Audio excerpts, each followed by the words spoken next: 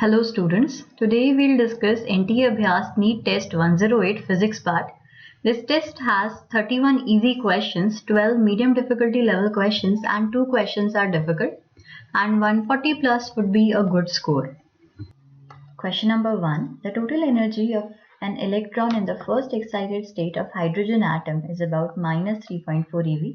The potential energy of the electron in this state is. So we know this relation E equals U by 2 equals minus K. जो total energy है वो potential energy का half है और kinetic energy का negative है. तो हमसे पोटेंशियल एनर्जी पूछा है which is twice of total energy. तो twice of minus 3.4 is minus 6.8. Next question. Spectrum of an oil flame is an example of. तो ऑयल फ्लेम का जो स्पेक्ट्रम है उसमें रेंज ऑफ वेवलेंथ्स प्रेजेंट है तो ये कंटिन्यूस एमिशन स्पेक्ट्रम हो जाएगा. Next question. Two homogeneous spheres A and B of masses m and 2m having radii 2a and a respectively are placed in touch. The distance of center of mass from the first sphere is. तो यहाँ पे first जो sphere है उसका मास m है but radius twice है 2a है. तो हमने ऐसा कुछ ही ड्रॉ कर दिया. इसका मास m है और इसका मास 2m है. ओके तो हम अगर सेंटर ऑफ मास का लोकेशन देखें यहाँ से तो xcm इज इक्वल टू ये तो 0 हो जाएगा, ये 2m और ये डिस्टेंस अगर हम देखें तो this is 2a and a तो ये डिस्टेंस टोटल इज 3a. तो 3a divided by total mass which is 3m. तो ये mm कैंसिल 3 कैंसिल तो 2a. तो फर्स्ट स्फीयर से जो डिस्टेंस आ रहा है वो 2a आ रहा है. Next question. When uranium-238 nucleus originally at rest decays by emitting an alpha particle, say with speed v meter per second, then the recoil speed of nucleus is. Okay, तो यहाँ पे initially जो uranium-238 है वो rest पर है तो momentum 0 और फाइनली अल्फा पार्टिकल जो है वो v स्पीड से जा रहा है और जो रेसिडुअल न्यूक्लियस है अभी 238 यहाँ पर था और 4 अल्फा पार्टिकल का मास 4 तो बचा हुआ जो रेसिडुअल न्यूक्लियस होगा उसका मास हो जाएगा 234. उसका हमें बताना है कि रिकॉइल स्पीड क्या होगा. तो मोमेंटम कंजर्वेशन से हम देख सकते हैं m v dash plus m of alpha into v. तो v dash is m of alpha v upon m with negative sign. तो अल्फा का मास 4u है इसमें और इसका 234 तो minus 4v upon 234 that is option A. Next question.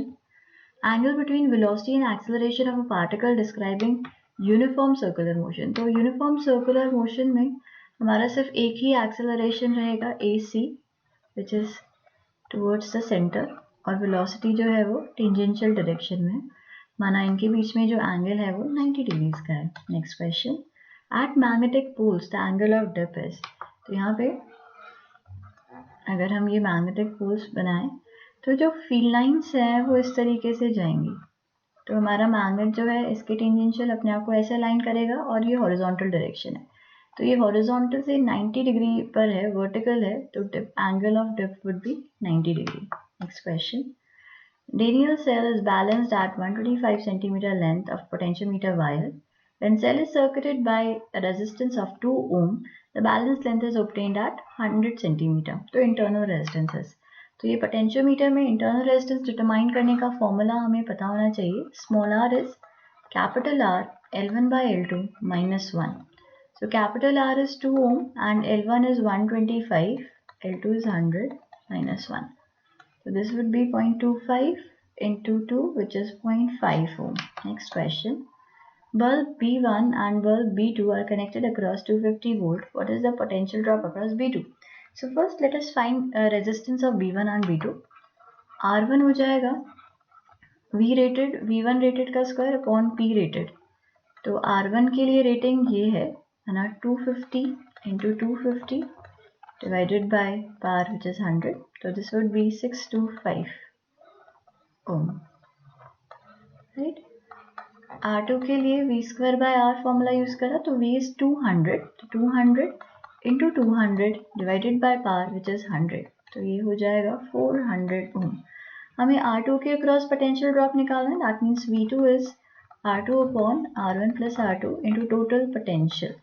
So this would be 400 upon 400 plus 625, which is 1025 into 250. Okay, तो हम इसको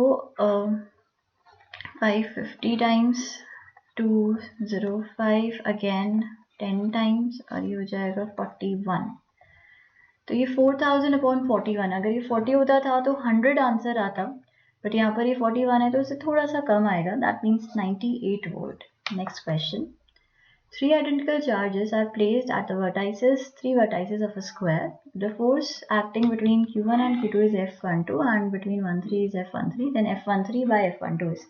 तो यहाँ पर इनको डायग्राम लेना चाहिए था, तब हम अच्छे से बता पाते. अदरवाइज 1 2 3 हम ऐसे ही मार्क करेंगे एक ही सेंस में. तो यहाँ पर Q1, यहाँ पे Q2 और यहाँ पे Q3 और ये गैप से A है. तो अगर हम F12 निकालें तो this would B K Q1 Q2 upon A square, and F13 निकालें तो K Q1 Q3 upon √2A का square, which would be 2A square. Identical charges हैं तो ये तो सेम हो जाएगा. तो F13 अपॉन F12 ये 1/2 आ जाएगा. Next question. Nature of equipotential surface for a point charges. तो अगर हम पॉइंट चार्ज बनाएं तो इसके लिए जो पोटेंशियल है इट इज KQ/R. एक पर्टिकुलर R पे पोटेंशियल का वैल्यू सेम होगा. तो जो इक्विपोटेंशियल सरफेसेस हो जाएंगी वो हमारे कंसेंट्रिक स्फेयर्स हो जाएंगे. So ellipsoid, no. Sphere with charge at center, yes. Sphere with charge on the surface, no. Plane भी नहीं है. Next question. In series LCR AC circuit, current is maximum when impedance is. तो यहाँ पर हम ऐसा देख सकते हैं I is VRMS, IRMS is VRMS by Z. तो ये I maximum तब होगा जब हमारा Z मिनिमम है. अगर आप Z का एक्सप्रेशन देखो तो it is R square XC minus XL का होल स्क्वायर. तो ये कब मैक्सिमम मिनिमम होगा? जब ये क्वांटिटी ज़ीरो हो जाए. तो ये क्वांटिटी ज़ीरो होगी माना Z इज R. तो जब इम्पिडेंस रेजिस्टेंस के इक्वल है तभी हमारा जो Z है वो मिनिमम है और I मैक्सिमम है. ये रेजोनेंस का स्टेट है. Next question. At time t0 voltage of an AC generator starts from 0 and becomes 2 volt at time itna. The voltage keeps on increasing up to 100 volt, after which it starts to decrease the frequency of generator. Because t0 पर ये 0 है तो we can assume V as V max sin omega t, है ना. V naught maximum value of potential which is 100. t equals 100 पाई पर कितना value है? 2 है. तो यहाँ मैंने 2 लिख दिया और यहाँ टाइम के जगह पर 1/100 पाई लिख दिया. अभी 1/50 is very small. तो when theta is sin theta is small, sin theta अगर बहुत ही छोटा है and sin theta is y and y is very small, तो theta is approximately y. तो यहाँ पर भी for small theta है ना, ऐसा हम लिख सकते हैं. तो 1/50 भी बहुत स्मॉल है तो हम अप्रोक्सीमेटली ऐसा लिख सकते हैं कि y का वैल्यू इस आर्ग्यूमेंट के इक्वल है, इज ओमेगा अपॉन 100 पाई. अब हमें क्या फाइंड करना है? फ्रीक्वेंसी. तो ओमेगा को वी कैन राइट 2πf और ये 100 पाई. तो पाई पाई कैंसिल, ये हो जाएगा f का value 1 hertz. Next question. Gravitational force acts on a particle due to fixed uniform sphere. Neglect other forces then. And the particle always move normal to the radial direction, always move only in the radial direction, moves in circular orbit, experiences force directed along radial direction. तो यहाँ पर कोई sphere है और कोई particle है तो इस पर फोर्स हमेशा ग्रेविटेशनल फोर्स जो है वो रेडियल डायरेक्शन में लगेगा.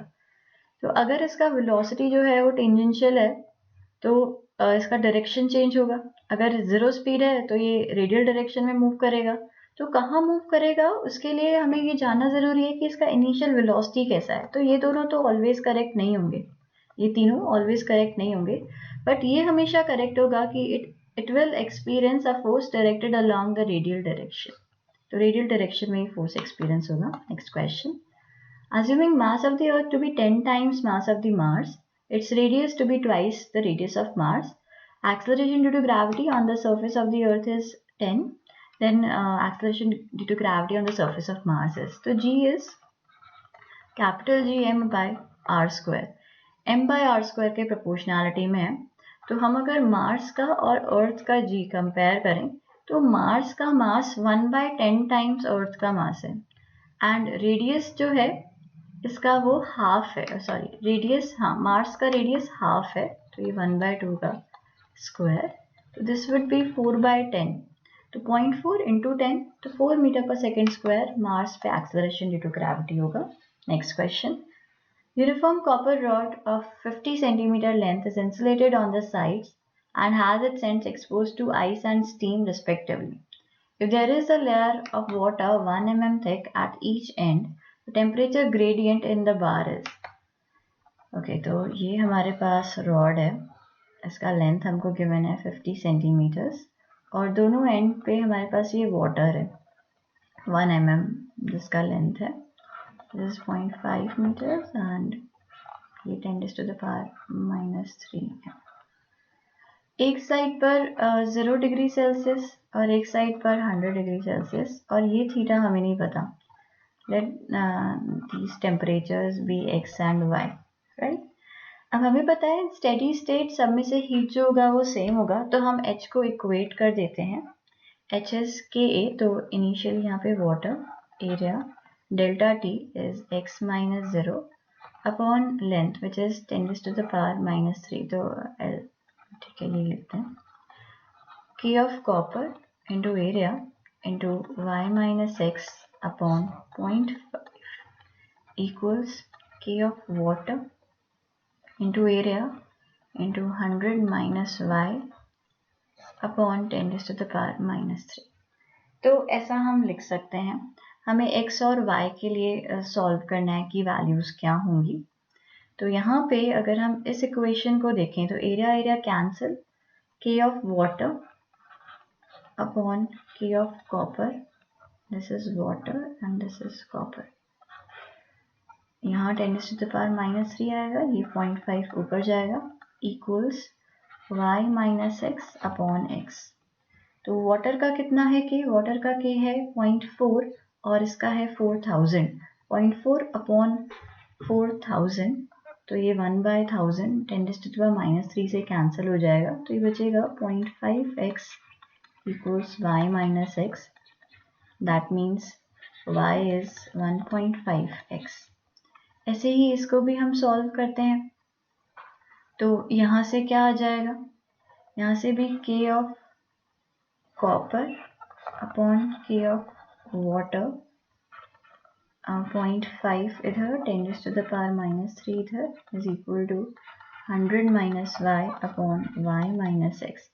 Again k of water is 0.4 और यहाँ पर ये 400 तो 1000 तो ये तो कैंसिल और ये बन जाएगा y minus x is 50 minus 0.5 y.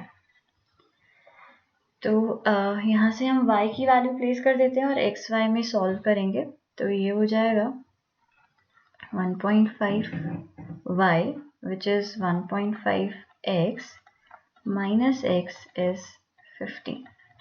So 2.25 minus 1.25 x is 50. तो x का वैल्यू आ गया 50 upon 1.25, ये 100. 25 twice 25 5 times और ये हो जाएगा 40. तो x की वैल्यू आ रही है 40 डिग्री सेल्सियस. हम अगर y कैलकुलेट करें तो y is 3/2 टाइम्स x. तो यहाँ पर ही हो जाएगा, मैं colour change,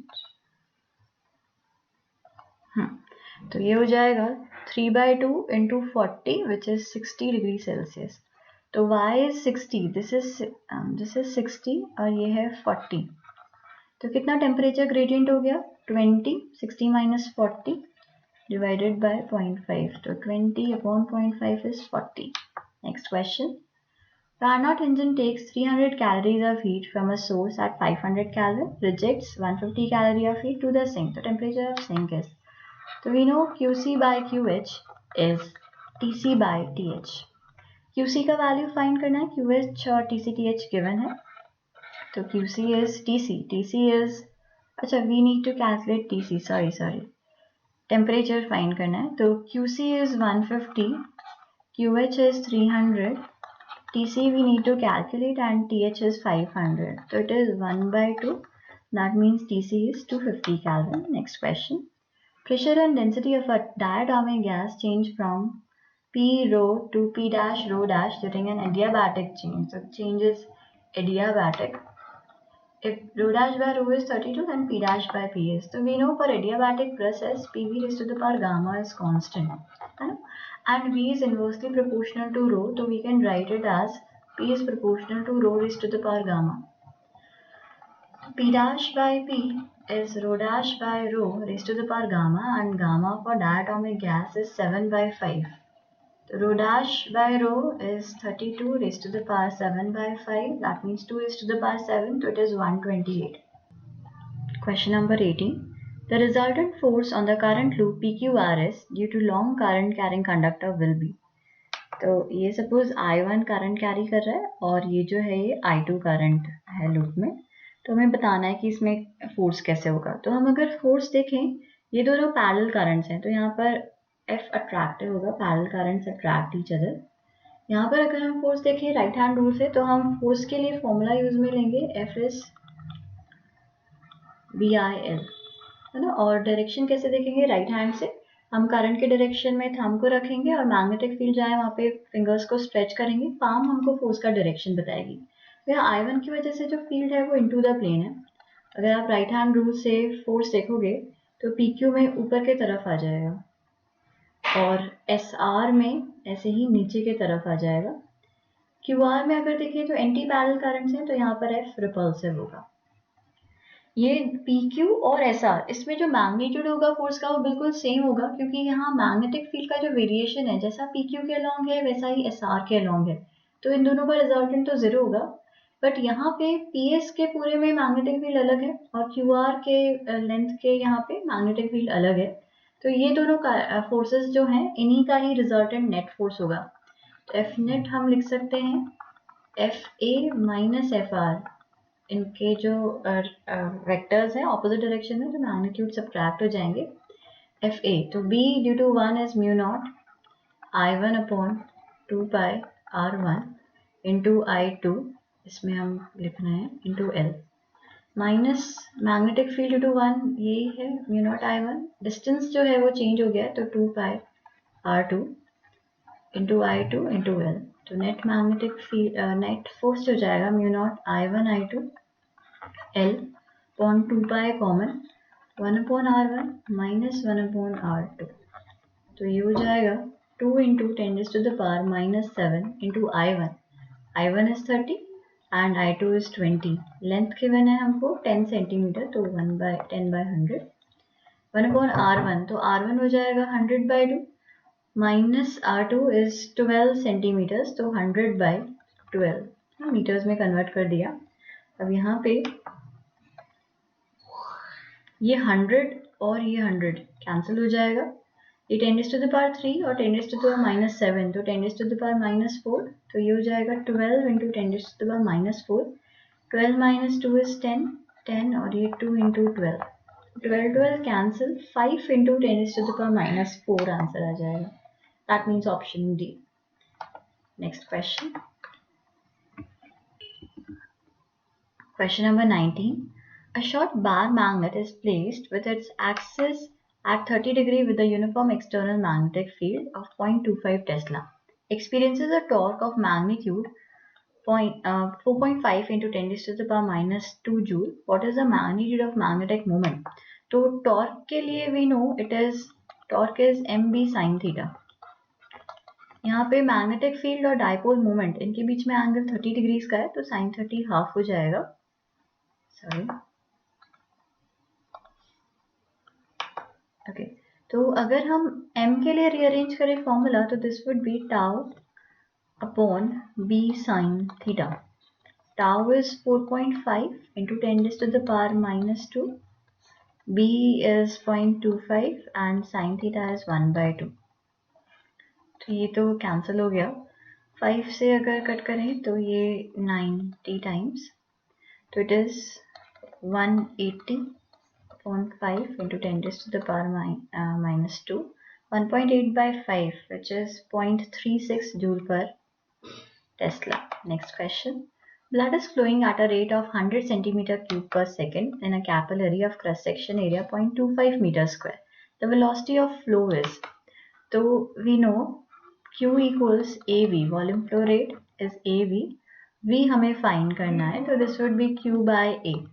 Q is 100 centimetre cube, अगर मीटर में कन्वर्ट करेंगे तो -6 से मल्टीप्लाई अपॉन 0.25 मीटर स्क्वायर. तो ये 100 यहाँ पे, ये 4, तो it is 0.4 millimeter per second. Option D. Next question. Helicopter is flying horizontally at an altitude of 2 km with speed 100 meter per second. A packet is dropped from it. The horizontal distance between the point where the packet is dropped and the point where it hits the ground. तो suppose यहाँ से packet को हमने drop किया, inertia की वजह से जो प्लेन का स्पीड है वही पैकेट का स्पीड हो जाएगा और ये ऐसे प्रोजेक्टाइल मोशन में जाएगा. तो हमें ये डिस्टेंस फाइंड करना है AB. तो AB is nothing but, range is nothing but U into time of flight. और टाइम ऑफ फ्लाइट इस केस के लिए जब हॉरिजॉन्टली हमने इसको थ्रो किया है तो वो हो जाएगा √2h/g. तो U is 100, √2h is 2 kilometers, तो 2 into 10 raised to the power 3 divided by 10. तो it is 20 into 100, which is 2000 meters, so 2 kilometers. Next question. Two blocks are in contact on a frictionless table. One has mass m and other has 2m. Force F is applied to 2m as shown in figure. Next, the same force is applied from the right on m. In the two cases respectively, the ratio of force of contact. तो actually figure ऐसा मतलब ये पूछ ये रहे हैं कि जब हमने 2m मास है और ये m मास है, अभी F फोर्स यहाँ पर अप्लाई किया तो N का वैल्यू क्या होगा, और नेक्स्ट केस में हमने F फोर्स यहाँ से अप्लाई किया तो N का वैल्यू क्या होगा, नॉर्मल कॉन्टैक्ट फोर्स का वैल्यू क्या होगा. तो यहाँ पर दोनों ही केसेस में जो हमारा एक्सेलरेशन होगा वो F/3m होगा, F/3m. अभी नॉर्मल कॉन्टैक्ट फोर्स जो है वो स्मॉल m के लिए ड्राइविंग फोर्स है, तो N is nothing but m into a. And यहाँ पर नॉर्मल कॉन्टैक्ट फोर्स जो है वो 2m के लिए ड्राइविंग फोर्स है, तो N would be 2m into a. तो N1 और N2 का अगर हम रेशियो देखें तो A तो सेम है, तो this would be 1:2. That means option C. Next question. Net force acting is non zero on retarding train. Yes, जो भी चीज़ एक्सेलरेट या रिटार्ड कर रही है तो उस पर नेट फोर्स नॉन जीरो ही होगा, तो इस पर तो नेट फोर्स नॉन जीरो है. Ball falling with terminal velocity उसका कांस्टेंट वेलोसिटी अचीव हो गया है तो एक्सेलरेशन जीरो होगा, तो नेट फोर्स भी जीरो होगा. काइट हेल्ड स्टेशनरी, यहाँ पे भी नेट फोर्स जीरो, स्टेशनरी है ये. Truck moving with constant velocity, the constant velocity implies acceleration zero, that means net force is also zero. Question number 24. If the radius of 27 aluminum is R1 and then the radius of TE 125 is, so we know this relation. R is R0 a raised to the power 1/3. So radius of TE upon radius of aluminum is A of TE upon A of aluminum raised to the power 1/3. इसके लिए है 125 और aluminium के लिए 27 raised to the power 1/3. तो this would be 5/3. तो 5/3 times R1. Next question. Nuclear reaction is observed to occur even when very slow moving neutrons strike the boron atom at rest. Neutron भी slow move कर रहा है, boron atom भी rest पर है, and initial momentum zero. For a particular reaction in which Kn is approximately zero, neutron का speed approximately zero, the helium is observed to have speed इतना. Determine the Q value of the reaction.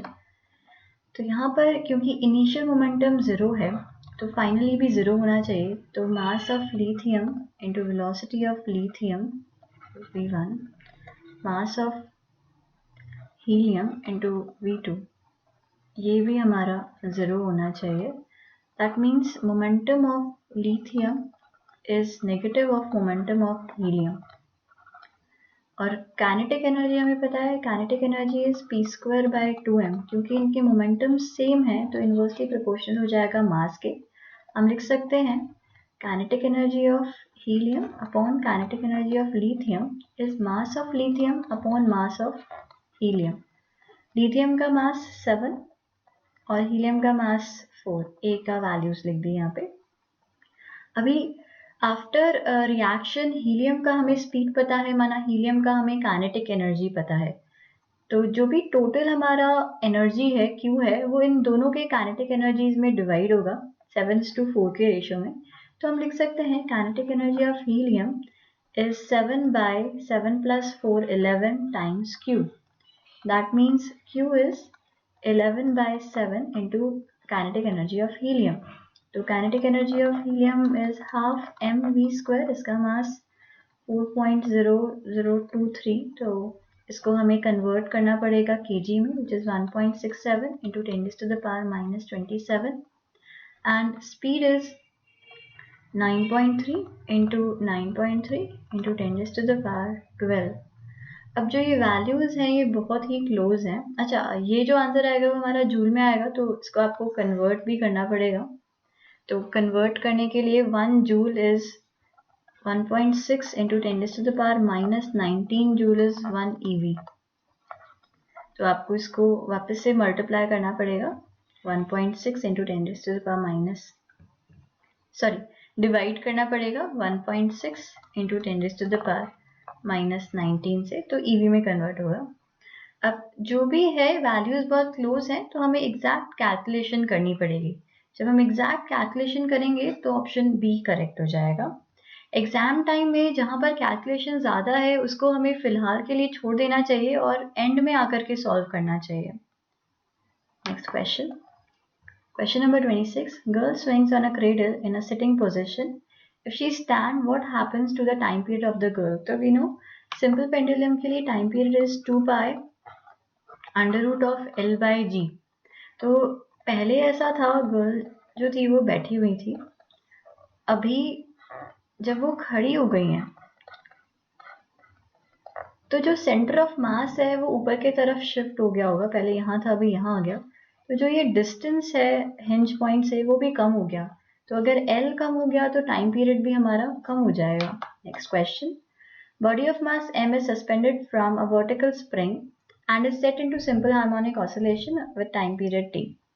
Next, the spring is fixed at one end on a smooth horizontal table and the same body is attached at the other end. The body is pulled slightly and then released to produce horizontal oscillations of the spring. तो time period हमें बताना है। तो spring के लिए जो हमारा time period है इट इज 2π√m/k। तो ये इंडिपेंडेंट है, हम इसको कैसे ऑसिलेट करा रहे हैं। जब तक मास और स्प्रिंग कांस्टेंट सेम है टाइम पीरियड भी हमारा सेम रहेगा, तो यहाँ पर टाइम पीरियड हमारा चेंज नहीं होगा। Question number 28। In the experiment of Davison-Germer, emitted electron from the filament is accelerated through V voltage, then de Broglie wavelength is. तो de Broglie wavelength lambda is h/p. P is √2km. If the electron is accelerated through V voltage, then k will be eV. तो 2 as it is, eV. V is potential difference, यहाँ potential through which it is accelerated. तो ये D option हो जाएगा। Next question, if λ1 and λ2 denote the de Broglie wavelengths of two particles with same masses but charges are in the ratio 1:2 after they are accelerated from rest through the same potential difference, then तो ये भी पहले जैसा ही question हो गया। तो lambda is h/p, h को p को हमने लिख दिया √2km और k को लिख दिया qv। तो यहाँ पर इनका मास सेम है, पोटेंशियल डिफरेंस भी सेम है, चार्ज जो है उसका रेशियो 1:2 का है। तो जिस लैम्डा जो है वो चार्ज के इनवर्स प्रोपोर्शनैलिटी में, तो जिसका चार्ज ज़्यादा है उसका लैम्डा कम होगा। That means option C. Capillary tube of radius r is immersed in water and water rises in it to a height h. The mass of water in the capillary tube is 5 gram. Another capillary tube of twice radius is immersed in water. The mass of water will rise in the tube.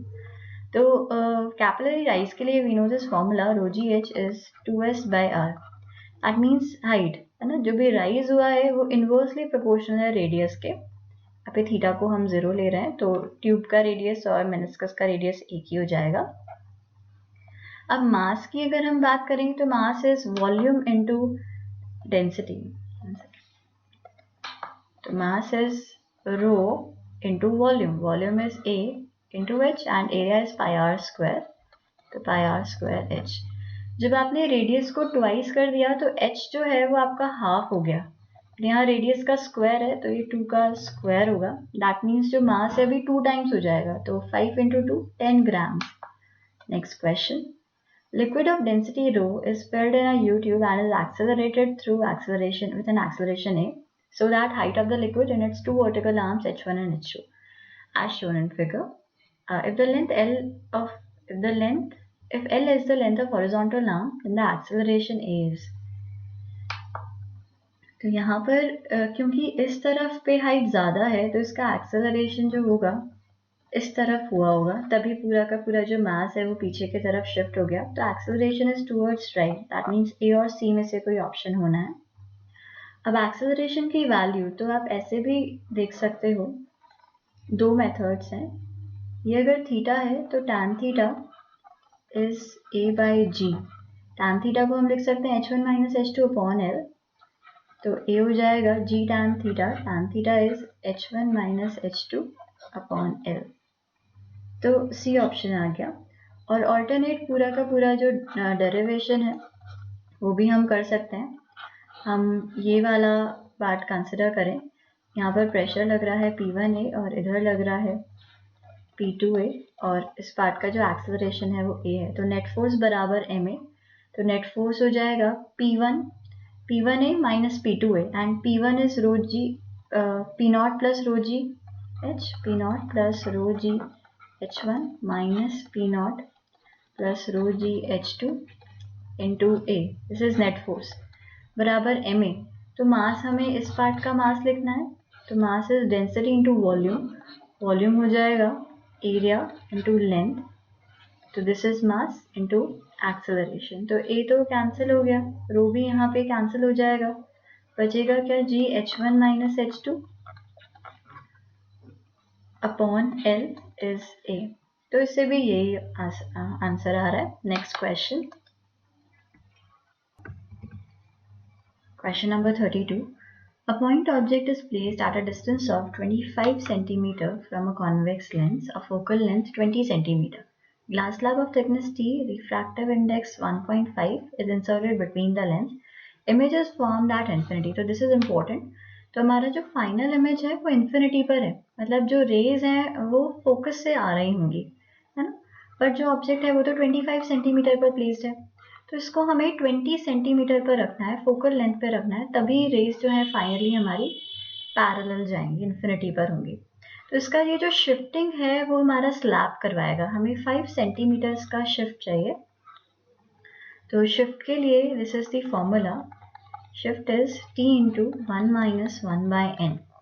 तो हमें shift पता है, n पता है, t find करना है. तो shift is 5 t 1 minus 1 by n which is 2 by 3.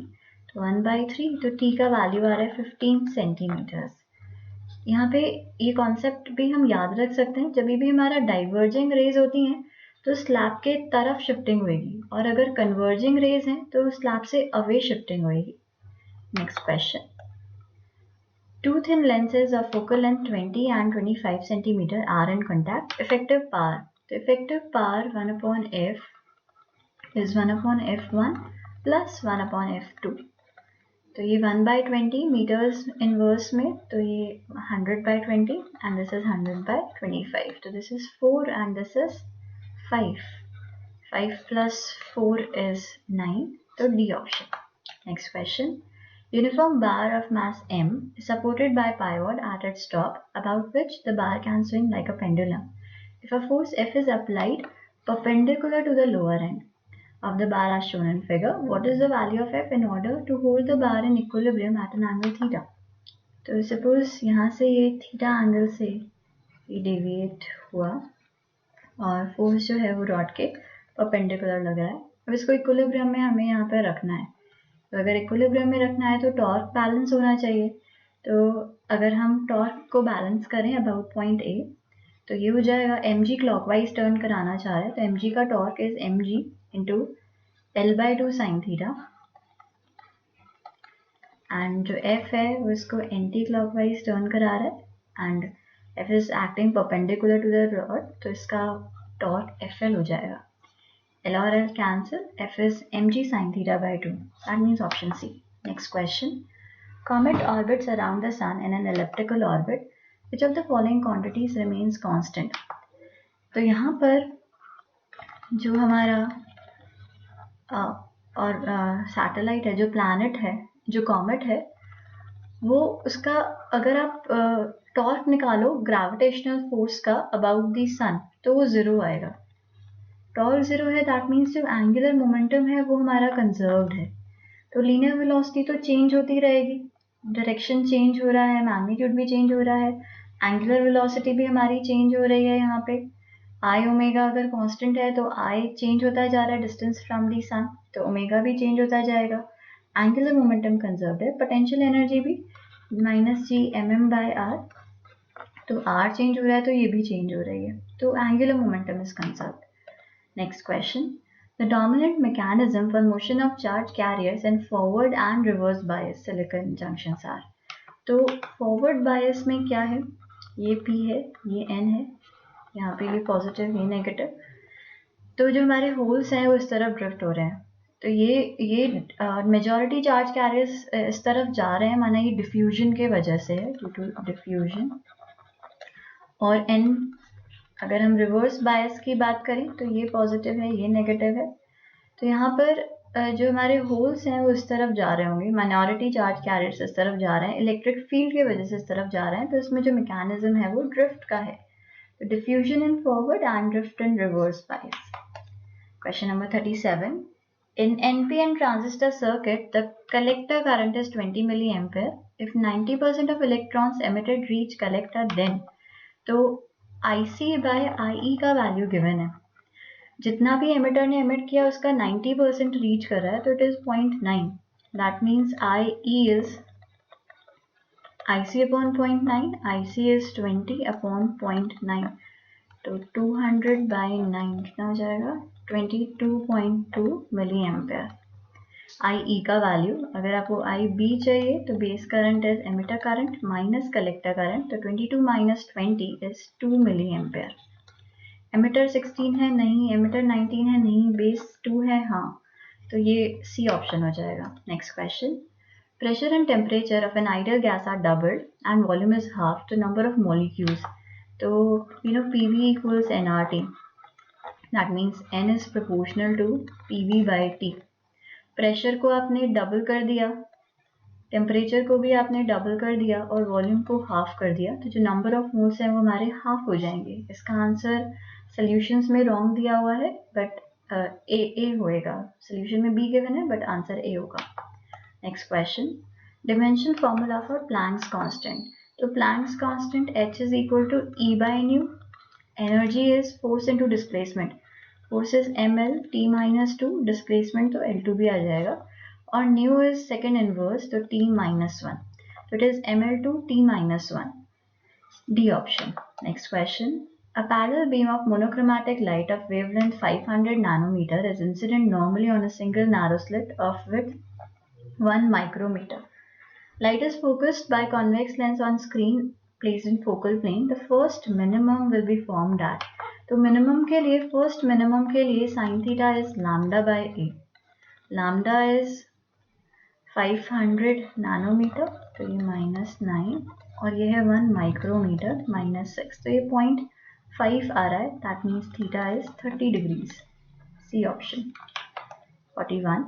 If wavelength of light used is 6000 angstrom, the angular resolution of the telescope having diameter 10 centimeter. The angular resolution is 1.22 λ by capital D. So it is 1.22 into 0.6 micrometre divided by 0.1 diameter को मैंने metre में convert कर दिया। तो 1.22 into 6, 6 to 12, 12, 13, 6, 1, 732। तो ये कितने के बाद 0 है 0.732 और 0.1 आ जाएगा, तो 7.32 into 10⁻⁻6। That is option D.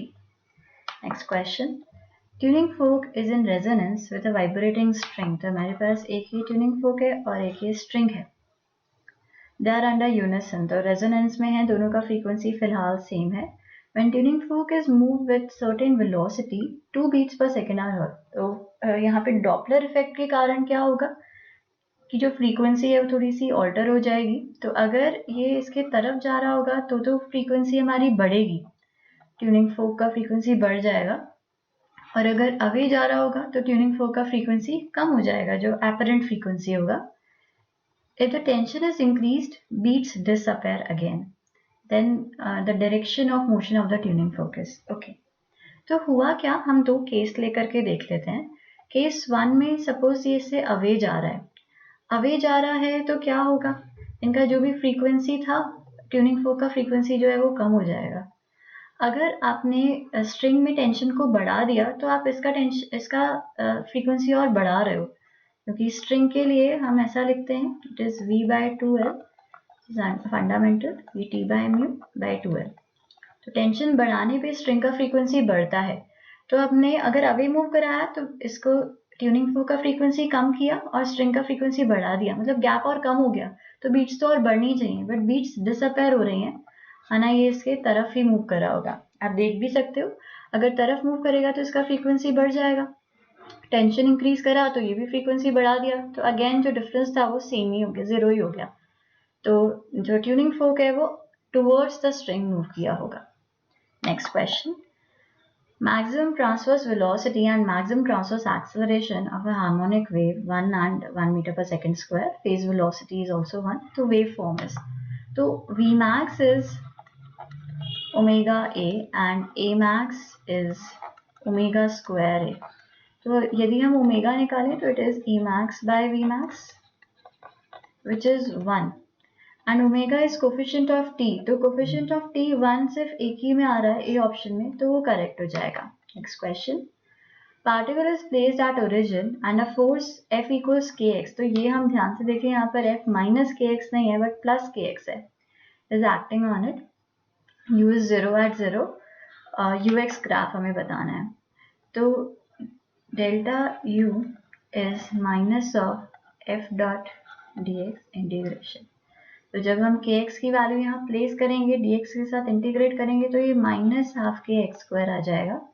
That means in reverse में x जो डेल्टा u है, u फाइनल माइनस 0 पे 0 लेना है, तो u फाइनल की जो वैल्यू है वो हमेशा नेगेटिव रहेगी, तो ए ऑप्शन करेक्ट होगा।